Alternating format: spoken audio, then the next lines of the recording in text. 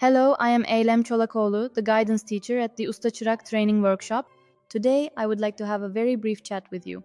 As you know, besides our children's intrinsic motivation, the external motivation we provide them is also very important.